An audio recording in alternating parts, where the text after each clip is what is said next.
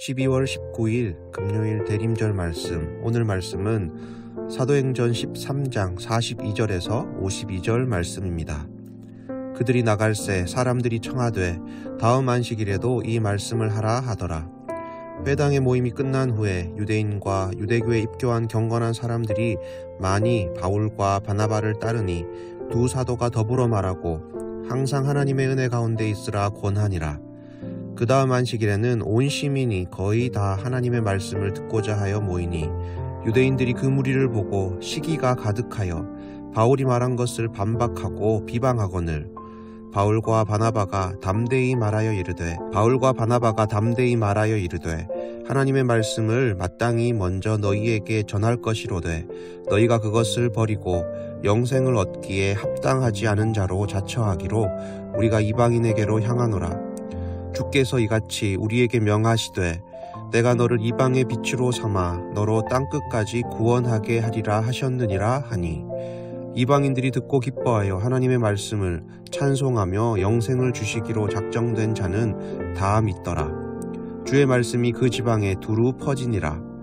이에 유대인들이 경건한 귀부인들과 그 신의 유력자들을 선동하여 바울과 바나바를 박해하게 하여 그 지역에서 쫓아내니 두 사람이 그들을 향하여 발에 티끌을 떨어버리고 이고니온으로 가거늘 제자들은 기쁨과 성령이 충만하니라.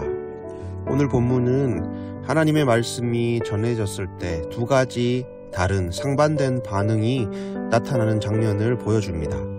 바울과 바나바가 안디옥에서 말씀을 전하자 안디옥의 많은 시민이 그 말씀을 사모하여 듣고자 모여듭니다. 이것이 하나님의 말씀이 전해졌을 때 첫 번째 부류의 반응이라고 할 수 있습니다.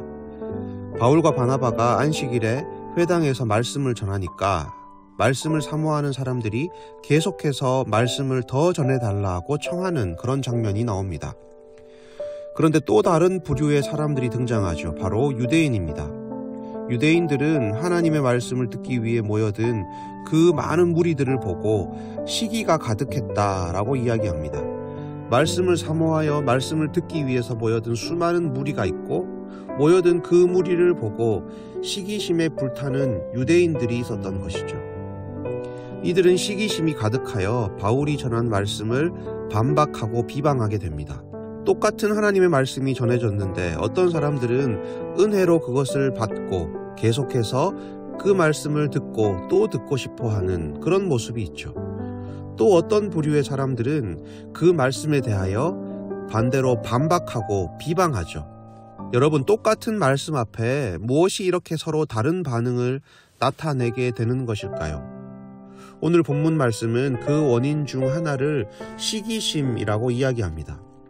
유대인들은 바울에 대한 시기심 때문에 말씀을 은혜로 받지 못하고 도리어 그 말씀을 반박하고 비방하게 됩니다. 성경에는 시기심 때문에 일어난 일들이 많이 나오죠. 먼저 가인이 그의 동생 아벨을 죽이게 된 것도 시기심을 제대로 다스리지 못했기 때문이다 라고 이야기합니다. 또 사울은 천천히요 다윗은 만만히요 라고 하는 노래가 백성들로부터 불려질 때 사울은 그 시기심을 못 이겨 다윗을 죽이려고 하는 장면도 나옵니다. 고린도전서 13장에 사랑은 시기하지 아니하며 라는 말씀도 있습니다. 여러분, 시기심이라고 하는 것은 단순히 도덕적 차원의 문제가 아니다라는 것을 성경은 말해주고 있습니다. 시기심은 영적인 문제이며 이것을 제대로 다스리지 못할 때 우리가 하나님으로부터 받는 은혜를 가로막는 장벽이 될 수 있다라고 이야기하는 것이죠. 여러분, 대림절 평화의 왕 예수를 묵상하면서 우리 중심에 바로 이 시기심의 장벽이 가로막고 있다면 그 벽을 넘어설 수 있기를 소망합니다.